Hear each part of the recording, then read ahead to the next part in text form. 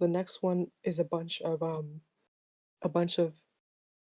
I guess, well-received classic creepypasta stories, and these were ones that one person listed on their Reddit post about stories that they think had good plot twists or whatever.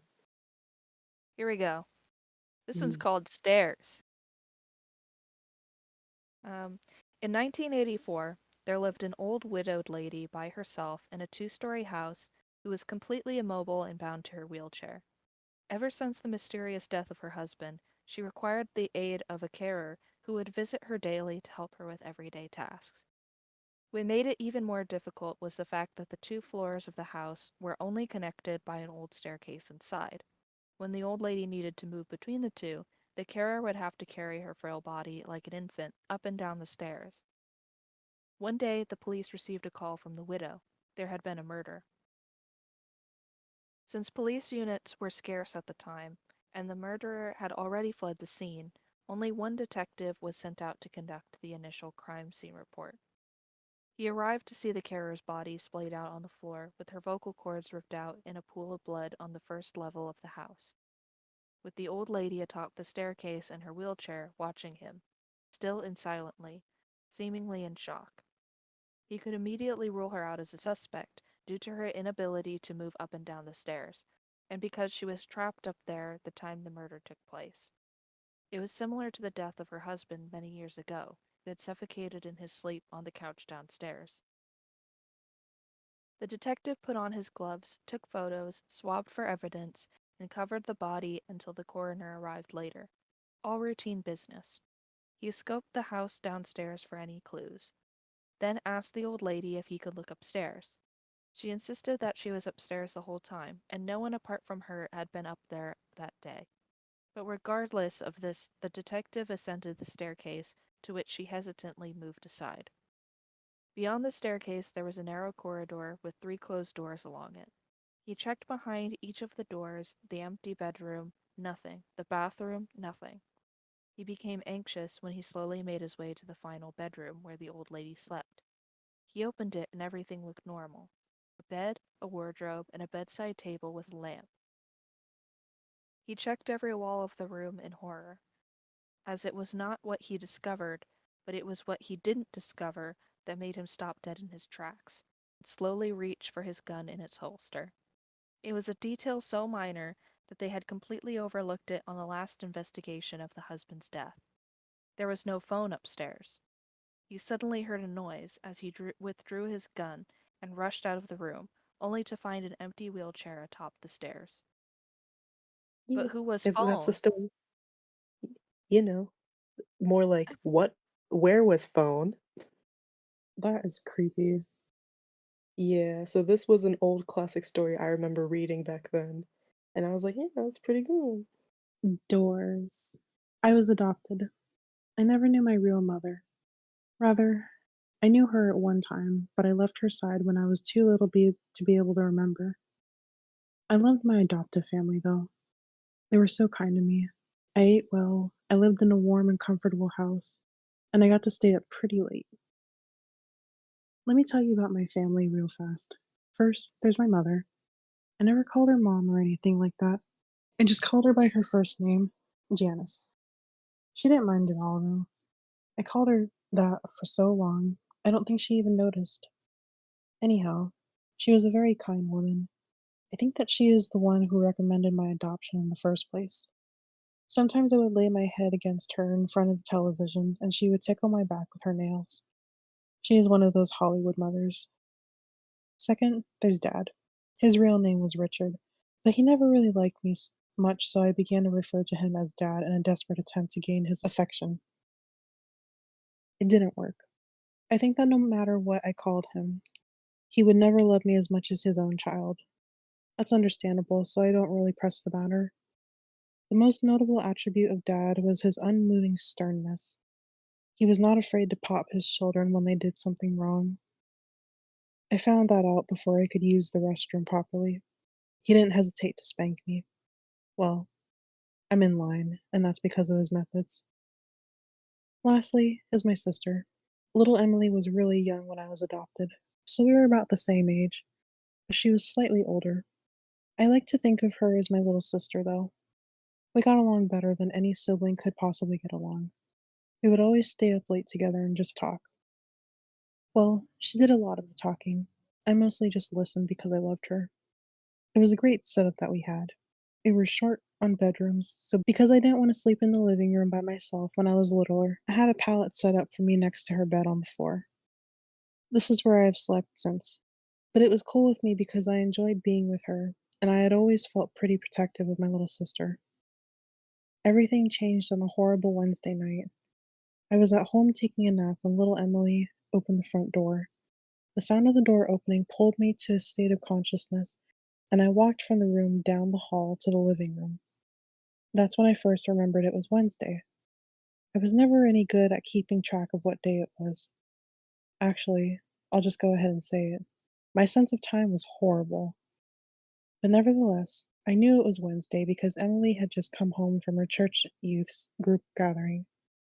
She walked in the front door and hugged me, and then followed in by Dad and Janice. You have a good nap?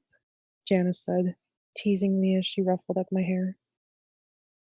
I just shook my head away and snorted in a manner that clearly expressed that I was teasing back with her. Don't you snort at your mother like that, said my fa- oh, said my father gruffly with authority. He shut the door behind him and hung up his coat. I was clearly joking, I growled under my breath. He must not have heard me because I didn't feel him smack me. Emily had then proceeded to our room and I followed. She started telling me about her day. Usual teenage girl stuff. But I listened so that she would feel better. After her summary, she suggested watching TV, and I obliged and jumped onto the couch as she was going for the remote. She rolled her eyes at my little brother like immaturity and scooted me over and sat down. The TV turned on, and we watched it together until the sun went down. Emily was the kind of girl that, instead of watching cartoons and soap operas, would rather watch Discovery and Animal Planet and Natural Geographic. I like those too, so I didn't mind. Actually, those were the only channels that can hold my attention. So it got late and Janice walked up behind the sofa. Emily, it's past your bedtime. Turn off the television and go to your room. You too. She pointed at me. Emily turned off the program we were watching grudgingly and stood up. She started down the hallway to our room. As I followed, I couldn't shake the feeling that something wasn't right. We went into our room, and Emily turned off the light. Just as she did, I caught a flash of movement out of the corner of my eye. It was out the window, but as soon as I redirected my line of sight to where the window was no longer in my peripheral vision, what it was that I thought I saw was gone. I still remained alert, for my sister's sake. I laid there in the darkness with nothing but the thin ray of light from the street lamp outside to illuminate the room. It wasn't much. Time and time again, I could have sworn that I heard subtle sounds just out the window. A twig break, leaves crunching, clothes jostling, and all the while I could smell a faint stench of sweat and blood. I kept my eyes open most of the night. The sounds outside subsided, and the smell left my nose. I began to feel at ease. My eyelids closed. Not long after that, I heard a very loud crash on the other side of the house. I was up in an instant. There's someone in the house! I barked with extreme adrenaline coursing through me. Wake up! I shrilly pleaded with Emily. She did, and as soon as I saw her sit up, I ran to my parents' room. Dad was dead. His neck was splayed open and gaping as blood spilled out of it, off the bed and onto the floor. I saw that the master bathroom's door was closed, and just before it on the outside was a man. A man, I don't feel comfortable calling it that. He was very large and rugged. He turned around and saw me, and that's when I saw him accurately for the first time. I won't forget it. His eyes were large and beady and trapped with lust. He was styling a beard that was badly unkempt with blood dripping off. His clothes were dirty and his face was cold. Just then I noticed the same horrid smell of sweat and blood from earlier, but this time it was overwhelming. He saw me. He saw me and grinned with a set of crooked yellow teeth. That smile threw me off. I thought that I was going to die, but then he turned back to the bathroom door, completely unperturbed by my presence. I was terrified and didn't know what to do. I just yelled and cried. I watched as he shouldered through the door. That was my mom's only protection. I watched as he raised the large razor that he was carrying, but had obviously neglected to use properly. I watched as he sliced her open and tore her to shreds. I then heard something, the last thing that I wanted to hear. It was Emily's scream coming from behind me. The large monstrosity looked up from my butchered mother and stared at my little sister. I was distraught. He stood up and quickly started walking toward us. My sister turned and ran, and I was at a loss when he bypassed me and went straight after her. Why was she still in the house? Had she not assessed the situation and ran? Apparently not. And now she was dead, and I was alone. I ran after them both. I expected the man to kill her as he had the rest of my family, but I was sadly mistaken. He grabbed her by the arm and jerked her as a way to make clear that he was in control. He dragged her through the house. I was making all of the noise I could now, hoping and praying that someone would come to my aid. He mustn't take her. Not her. As he passed me, I backed against the wall and whimpered with terror. Why? He didn't respond except by putting his free hand on my head, while Emily screamed in the other and saying, Good boy.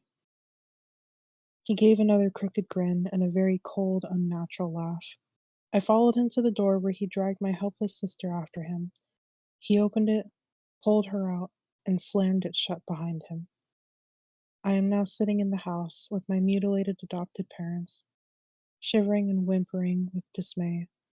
He's out there with her, doing who knows what to her, and I can't do anything. I would if I could, but I can't. I would chase after them in a heartbeat, but I can't. I sit here looking at the front door. I look down at my paws. If only I could open doors. Oh, I see. Oh, Wow, interesting. that makes more sense. That's so sad. That is really sad. Masterpiece. I've been lying down for hours now. It's 5:35 a.m., and there's not much I can do. You know what the worst part about my situation is? I'm in the same room as my parents.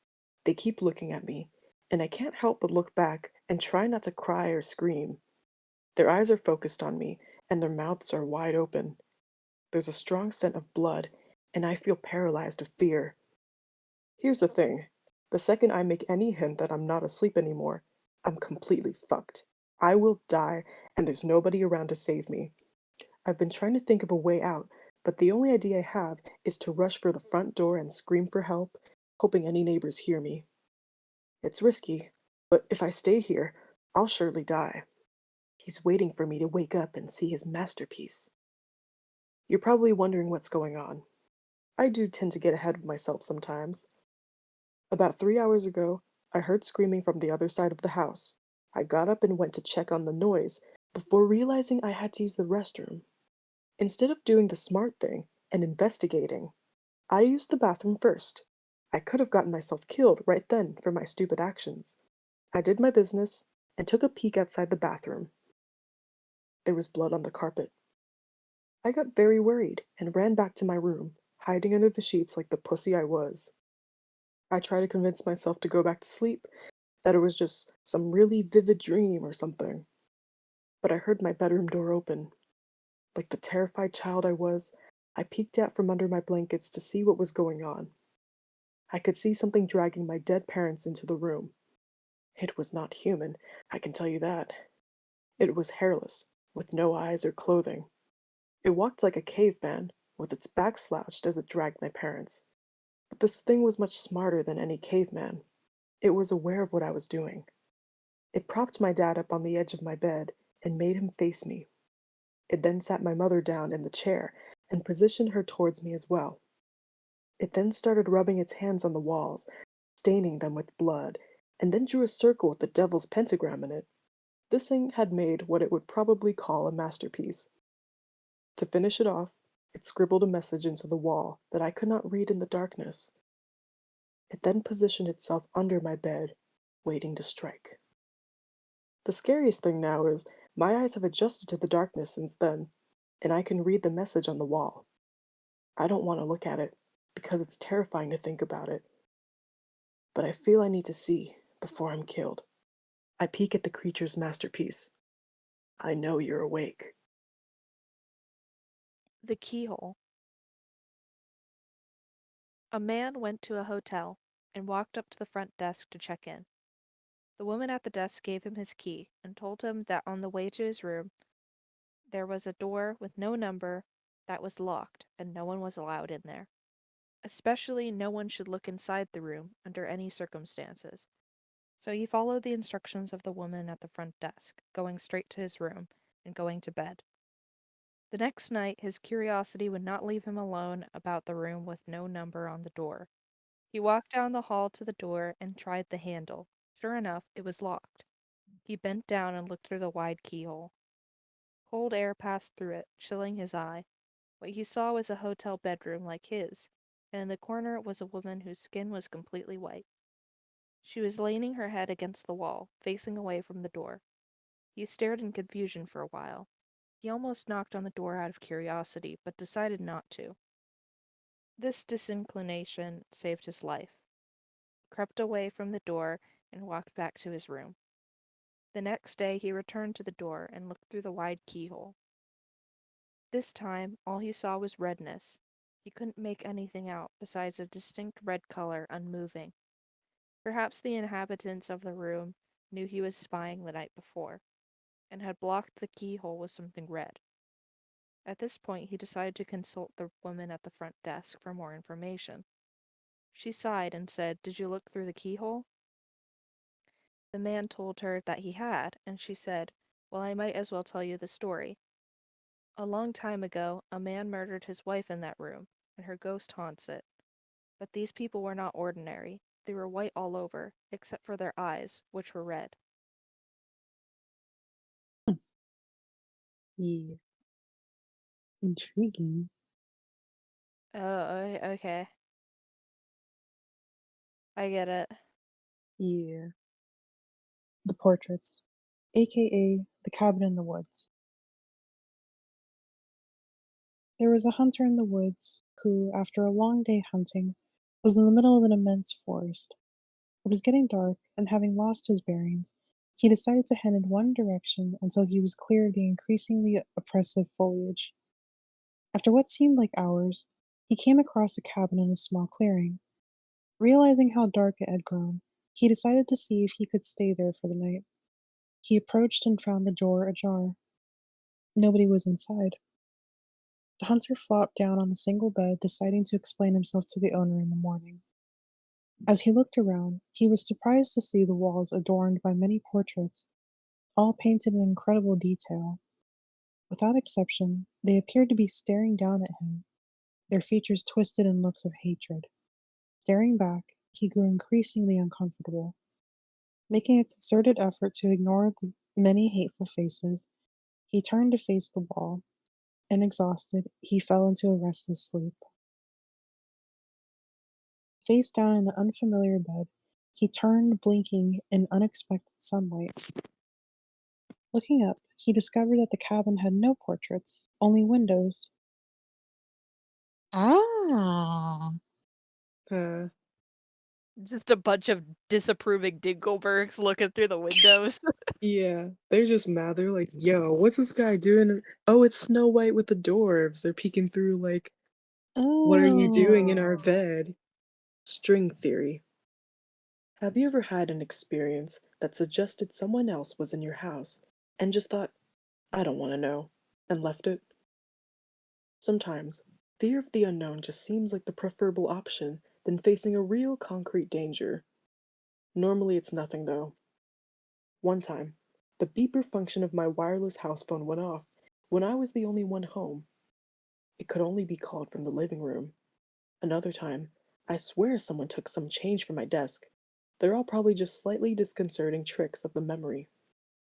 But what would you do when something truly suggestive happens? Would you run or just ignore it like I did? Last Monday was a normal day. I got up, brushed my teeth, changed into school clothes, all little parts of my morning ritual. It seemed like it would be another totally unnoteworthy day until I saw the strings. There were 3 or 4 thick twined strings in my room. They crisscrossed between the walls around my bed, one attached to the door. No way would I have missed them before. I should have tripped over them. They were tied to pins in the walls, which had also not existed before 10 seconds ago. Nobody could have been in my room while I was in it, let alone set this up. It was early, and my brain wasn't processing correctly. I simply discredited the sight, untied the strings, and left for school, leaving them balled up on my desk. It didn't get any better later. Outside my house, there were hundreds of them, tied between houses, around cars, across streets. This had to be some super elaborate prank. One of those hidden camera shows or comedy improv blog. They had gotten everyone else to play along too.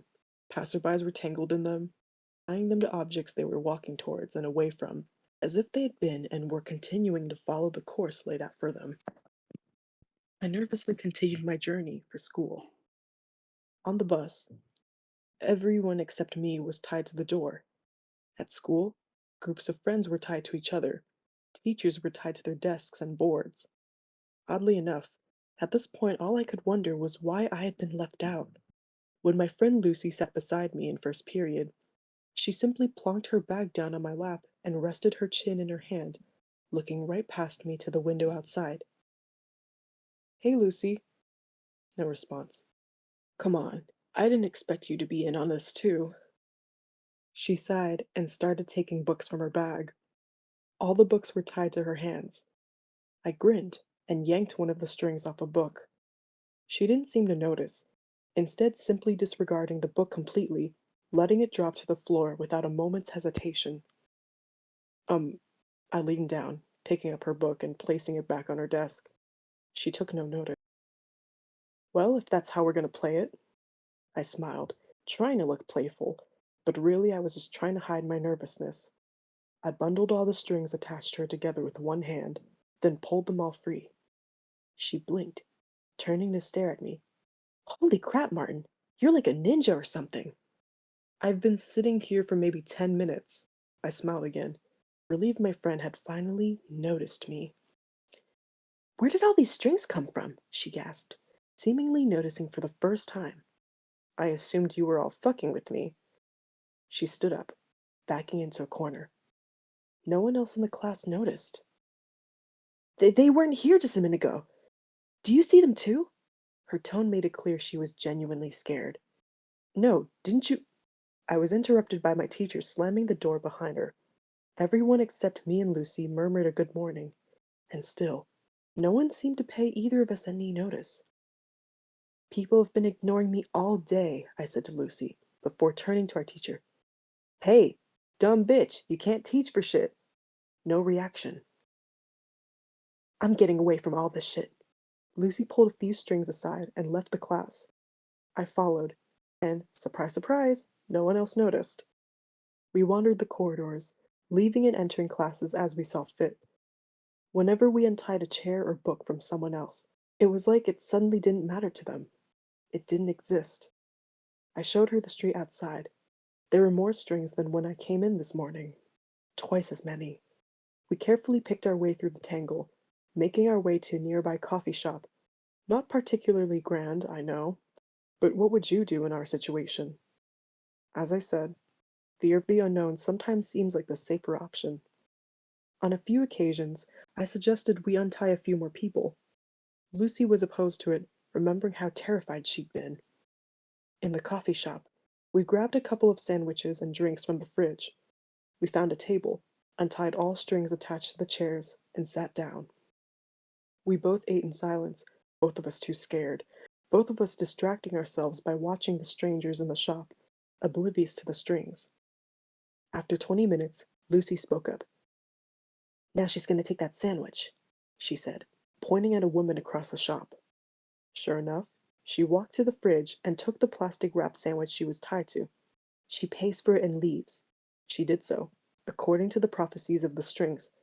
That guy doesn't intend to pay. I watched as a man took his coffee and ran out of the store, the two servers just looking too exasperated to go after him. This is horrible, she whimpered. Let's go, please. Outside wasn't much better. Everyone just followed the string's instructions, going about their daily lives. Lucy announced she was going home to sleep this off, and I agreed to walk her home. She only lived 10 minutes away. Away from the busier part of town, there are fewer strings. It was nicer. We could pretend it wasn't happening. When we turned onto Lucy Street, she stopped, her mouth falling open. What now? I broke the silence, my voice sounding surprisingly small. Look! She pointed outside one of her neighbor's houses. I saw it clearly, and I'll take my memory of that moment till the day I die. A little dark imp, maybe 3 feet tall, walking along with its knuckles on the ground, almost like a monkey. It had two bulbous yellow eyes, taking up about half its face, and no mouth or any other facial features. It was holding a hammer and a ball of twine, which it was letting out behind it. It walked quickly and quietly from the front door of the house to the mailbox. It stopped, hammered a nail into the side of the box, and tied its string around it. It turned to face us, and stopped when it spotted us. My bottom fell out even further than it had already been, but it just stared with a look of surprise and curiosity. You could almost say it was the more frightened one. Suddenly, it beckoned to us with its tiny hand. I looked at Lucy. She hadn't moved. I looked back at the imp, which stared at me. I halved the distance between us, then halved it again. This wasn't fear of the unknown anymore. It was fear of this little guy. Didn't seem like anything to be scared of. When I was a meter away from it, it extended its hand. Um, hi. I shook it. It nodded in approval, blinking its massive yellow eyes up at me. So you're the one in charge of the strings? It nodded eagerly. I called Lucy over, but she stayed where she was. There are more of you? Oh, nah, there are more of you? Another nod. I wanted to ask it so many questions about what it was and where it came from, but it seemed for now I was stuck with only yes or no questions. Do we even have free will? It just looked at me, almost sadly. I immediately felt sick to my stomach and couldn't bear looking at the little monster anymore. I grabbed Lucy, who had been listening to our exchange, and now sat on the curb with her head in her hands. Come on. We entered her house, and I made her a cup of tea. When I found her in the living room, she had untied her dog and was curled up with it crying. I set the tea down and sat beside her. I'm so scared, she whispered, after a good 10 minutes of sobbing. I didn't answer. I couldn't. I'm going to sleep, she mumbled suddenly, and was under within the minute. Sleep was starting to sound pretty good all of a sudden. My eyelids suddenly felt like they were being weighed down. I collapsed to the rug, and the last thing I heard before I fell asleep was the scurrying of several sets of little feet nearby. I felt much better the next day, as if the whole affair had been a dream. I'd probably have believed that if I hadn't been awoken by Lucy's mother that morning, wondering what I was doing sleeping over without permission or something. Over breakfast, Lucy asked me why I looked so pale and nervous. I turned to her and smiled, mumbling something to her about feeling sick. But the truth was, I was scared because I couldn't see any strings, and was wondering whether my actions were truly my own. That's pretty cool. I like that one. Ye- Yeah, that one had a lot more whimsy. I like the Yeah, whimsy. Yeah. it was more playful. It's cool, the concept, like, glitch in the system. Yeah. Well, those were the main creepypastas. Did we have any favorites? Uh, Mm, I liked a lot of them, actually. These are That's pretty good. good. This was pretty fun.